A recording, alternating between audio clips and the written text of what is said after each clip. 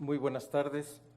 Antes que nada quiero, agradecer la oportunidad de los organizadores, particularmente de la revista Concilium, por darnos la oportunidad de ser sede de este importante congreso. También en lo personal, por ofrecerme este espacio para conversar de realidades muy importantes que nos interpelan en nuestro país, y al mismo tiempo quiero darle la bienvenida a nombre de la comunidad universitaria de la Iberoamericana de la Ciudad de México y Tijuana a nuestra casa de estudios para ser testigos pues de la reflexión que los movimientos sociales y populares, la academia comprometida va realizando a lo largo y ancho de nuestro continente. Entonces, muchas gracias por estar aquí, bienvenidos, bienvenidas, gracias a los organizadores. Me tocó hacer la cosecha del día, es decir, recoger lo que hoy se ha sembrado a lo largo de los paneles, de las mesas de discusión de la mañana, que abordaron sobre las distintas violencias que estamos enfrentando y frente a las cuales el movimiento social, el movimiento popular, va resistiendo.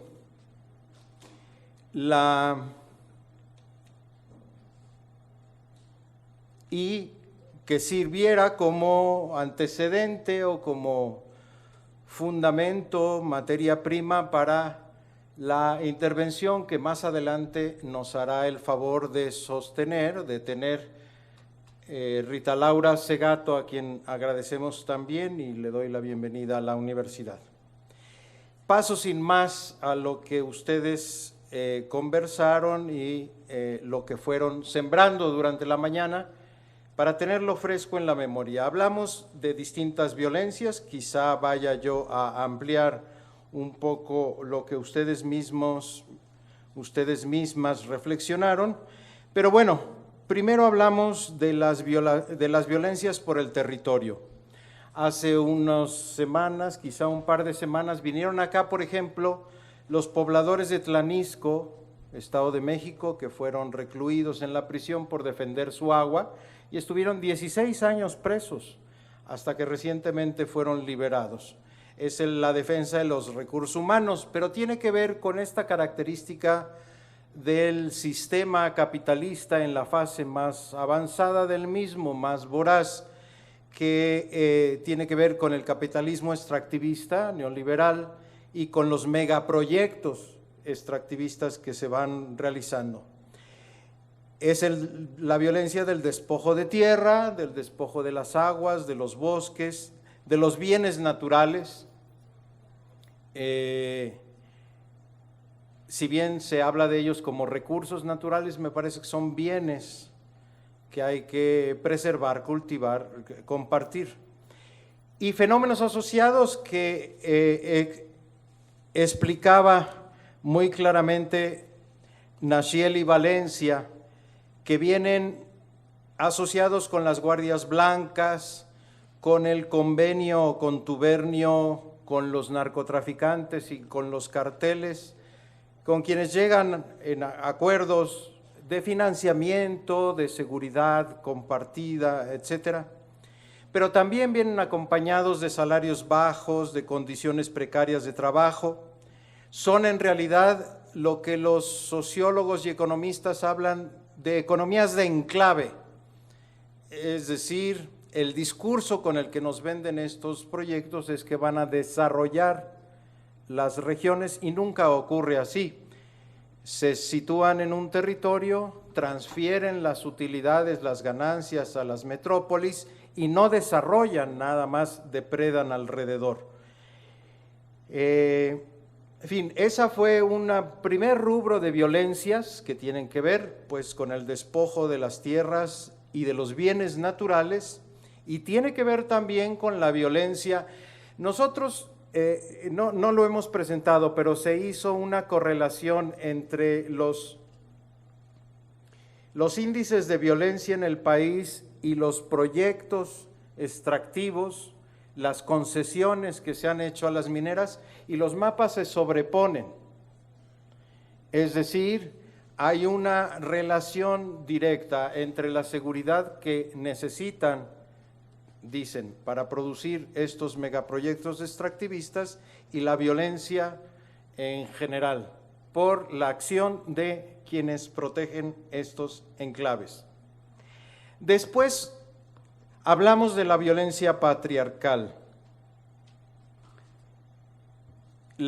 como una violencia sistémica, es decir, no es necesaria que haya una intención de provocar violencia, pero el mismo funcionamiento del sistema provoca una violencia que agrede a las mujeres de manera particular, pero también a otras personas que no responden a las cualificaciones binarias o tradicionales en su adscripción de género.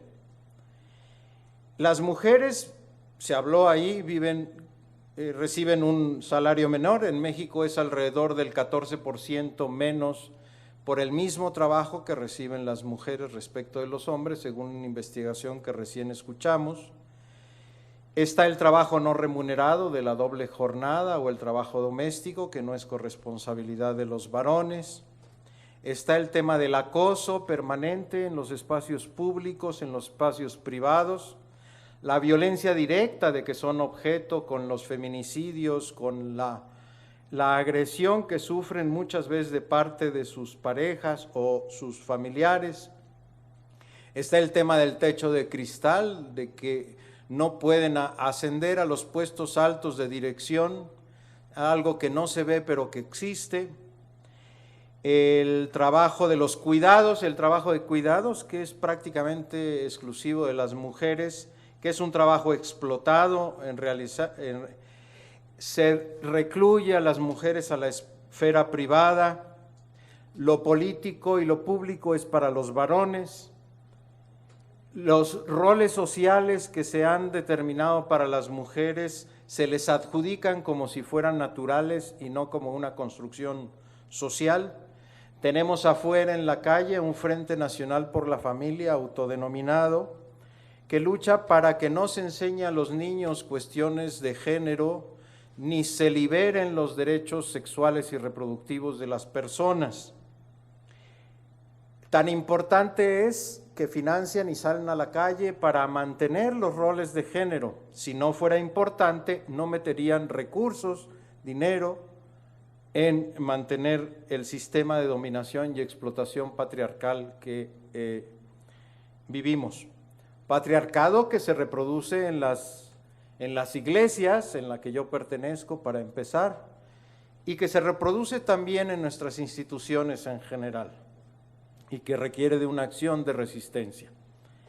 Después hablamos de la violencia diaspórica, es decir, la expulsión de las personas por hambre, por violencia, por conculcación de derechos fundamentales y el inicio de un proceso migratorio. El padre Melo nos recordaba que este es un proceso humano que existe desde siempre, pero que en la actualidad ha adquirido tintes de enorme violencia, de agresión a las personas, de discriminación. La violencia que son sometidos los migrantes centroamericanos, por ejemplo, en nuestro país no tiene nombre.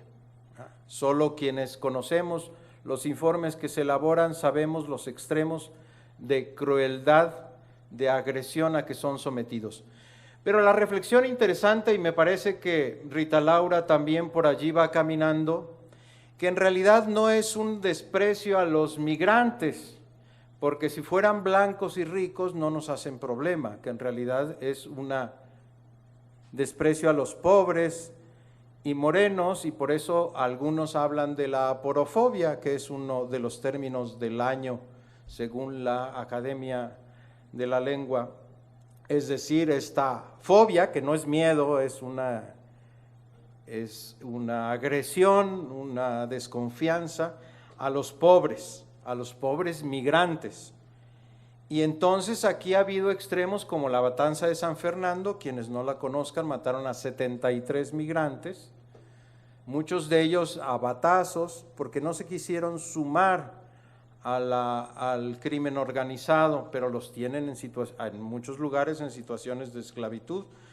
O en Tlaquepaque también apenas, en fin, el trabajo forzado a los que se les somete. Pero el mismo hecho de tener que dejar su tierra para buscar en otro lado, vivir procesos de incorporación, son procesos de violentamiento de las personas.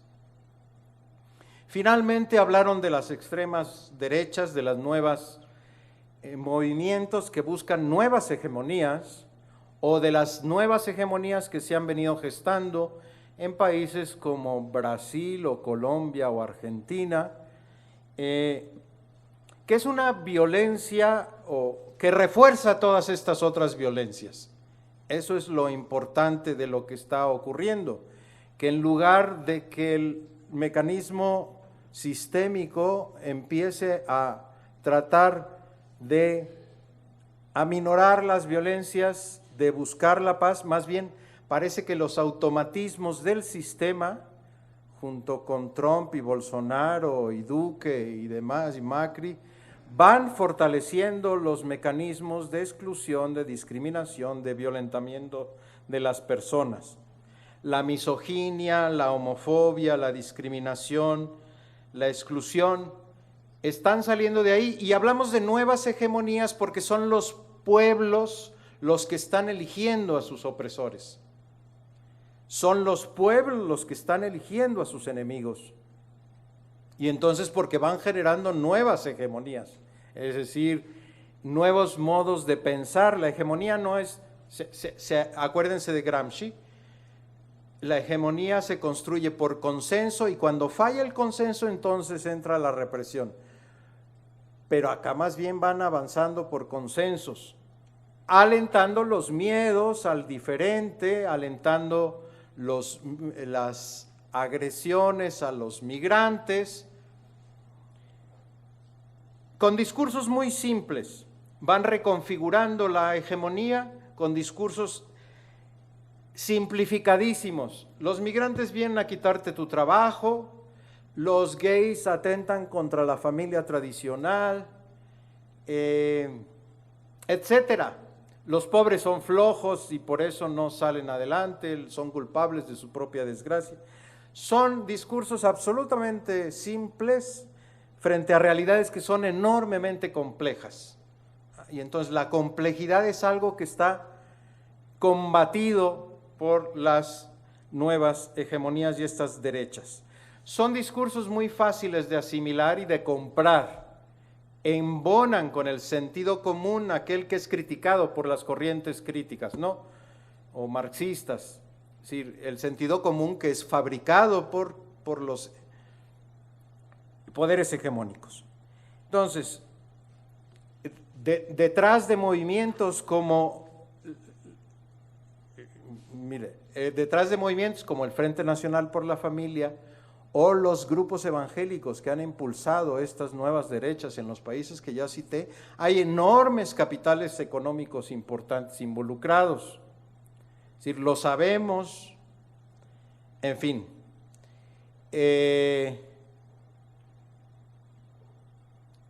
Las marchas que han salido ahora para pedir la renuncia de López Obrador, etcétera, sin defender ni mucho menos al actual presidente, pero culpan al régimen actual de lo que produjeron estos grupos a lo largo de por lo menos 36 años, si no es que de 400 o 500. Bien, hablo de las violencias, después iré a la… ¿Cuánto me queda? ¿Muy bien? Me avisas, por favor. El tema de las violencias delincuenciales no lo abordamos en pero me parece que también es muy, muy importante abordar. En un artículo de Ernesto López Portillo, que aquí está, él recoge que en 2030 en México vamos a tener la violencia de África por 11 veces. ¿Sí? Es decir, a la dinámica que va, fíjense nomás, tendremos 11 veces la violencia que actualmente tiene, no, que entonces tendrá África. O que tendremos 23 veces la violencia que tiene Europa. Esa es la dinámica por la que vamos avanzando. Traigo a colación también un libro reciente, me recuerdan de quién es, quien se acuerde, cuya tesis es "No hay cárteles en México". ¿De quién es? De Zavala, gracias. En realidad esa es una narrativa oficial. En realidad es el propio narcoestado y las bandas que se disputan entre ellos, pero es el propio narcoestado el que genera esta situación. Y la narrativa de los cárteles que disputan territorios y todo eso es un modo de ordenar que nosotros podemos desordenar con evidencia y mostrar que se trata de otra cosa. Y la promesa sexenal de seguridad que ahora nos están haciendo es la Guardia Nacional.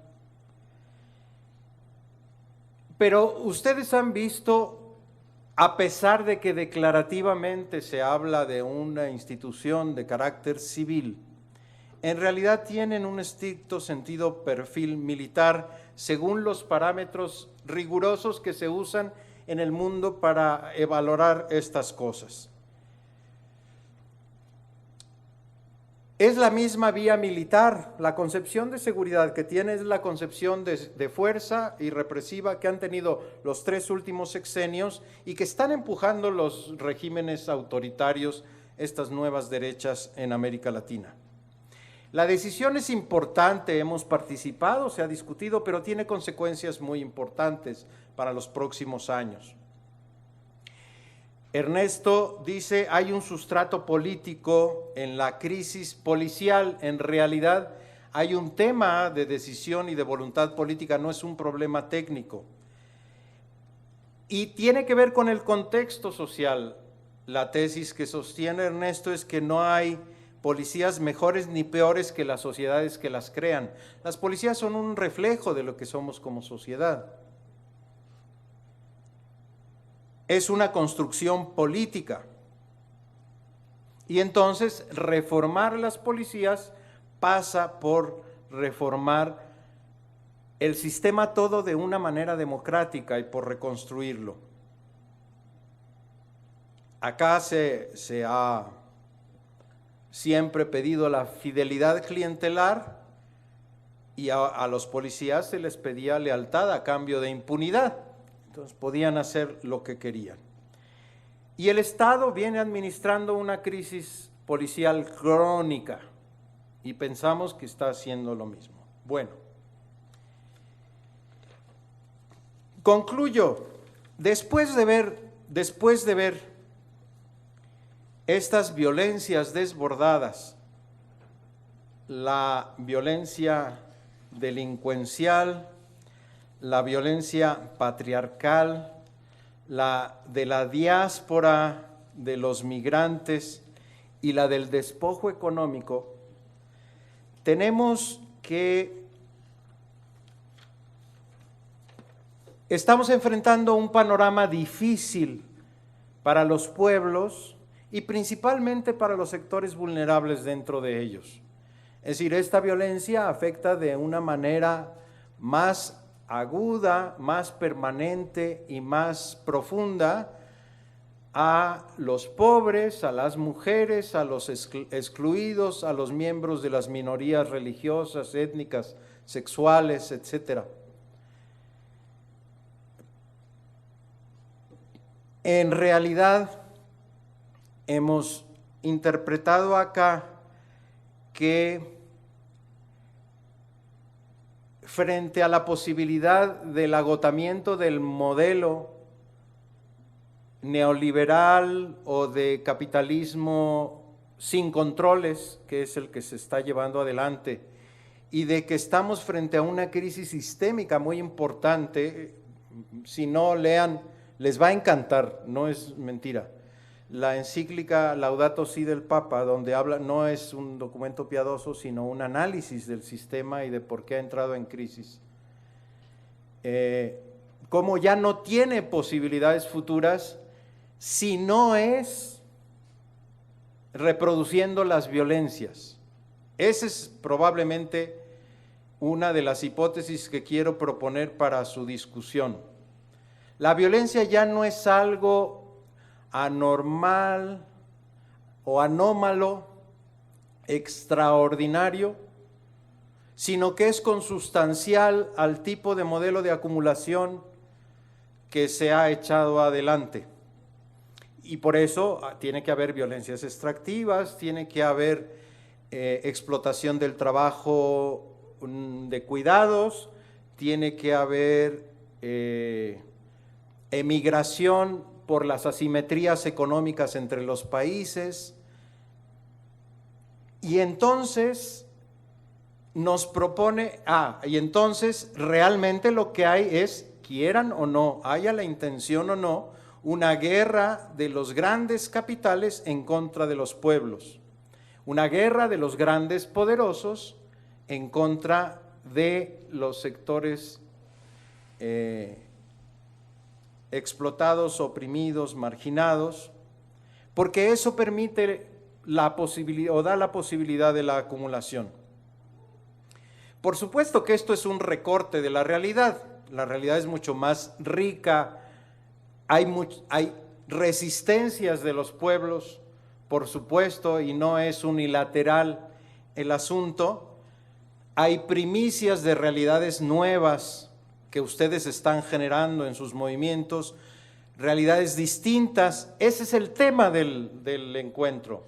Y es justo para decir, hombre, hay caminos, estamos resistiendo a pesar de esto.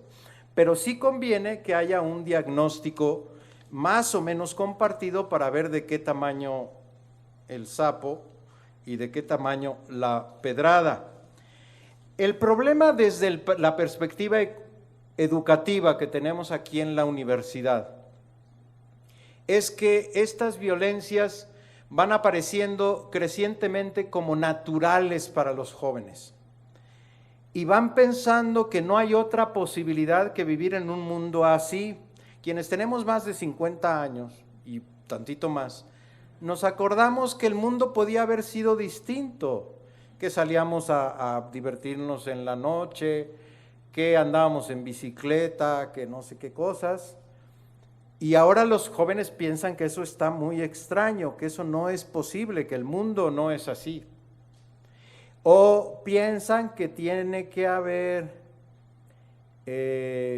eso, que para poder triunfar el varón tiene que tener a la mujer en la casa soportando su desarrollo profesional. En fin, a mí me preocupa, por lo que yo veo aquí, que los chavos, las chavas van pensando que el mundo no puede ser de otra manera y que el mundo involucra esta serie de violencias y bueno, que a veces te toca ser víctima y a veces victimario y que eso está bien, porque así funciona el mundo.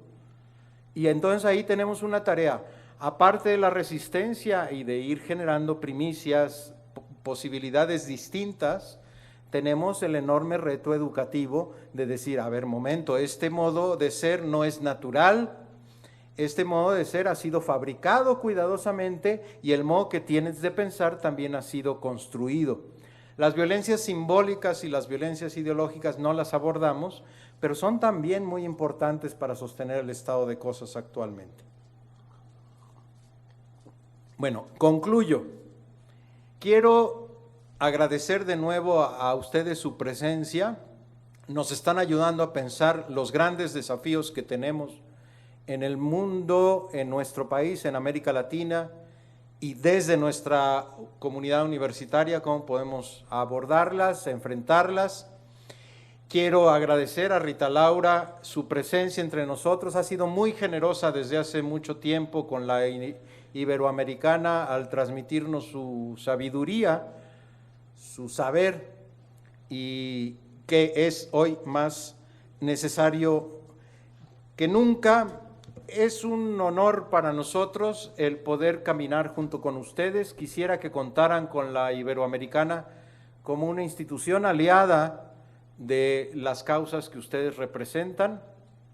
No siempre podemos hacer todo lo que queremos, ustedes se pueden imaginar, pero siempre tenemos ganas de hacerlo. Entonces le vamos buscando el modo. Muchísimas gracias.